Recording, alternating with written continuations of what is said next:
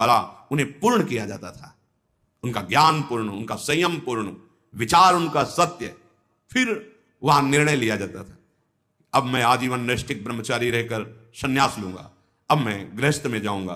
दोनों की पद्धतियां थी।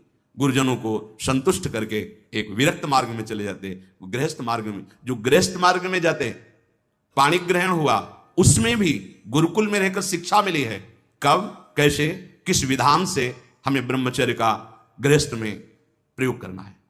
ऐसा नहीं कि मनमानी व्यभिचार प्रवृत्ति। यहां तो अब ऐसे आचरणों की बढ़ोतरी हो रही जहां शास्त्र, संयम, गुरुजनों की आज्ञा, इनका तो कोई महत्व ही नहीं रह गया है।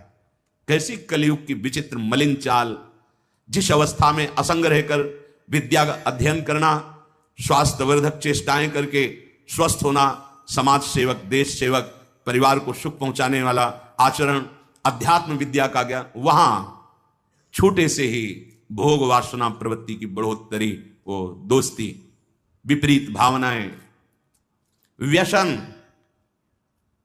समलो भाई, सबसे हाथ जोड़ के कह रहा हूं, बहुत कीमती आपका जीवन है, जिस जीवन को छोटे छोटे बच्चे गांजा, भांग, अफीम, ड्रग्स, चरस, ये क्या हो रहा है?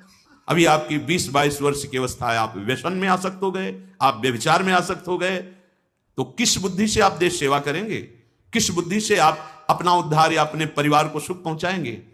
ब्रह्मचर्य जीवन है, ब्रह्मचर्य जीवन है, ब्रह्मचर्यहीन जीवन मृत्यु है। पूज्यपाद सिउड़िया बाबा जी महाराज, साक्षात ब्रह्म।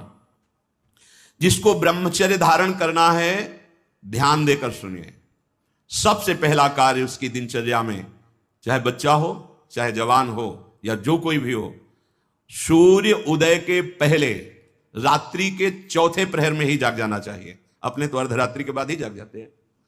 चौथे प्रहर में प्रातः 4 बजे बिल्कुल जग जाना चाहिए।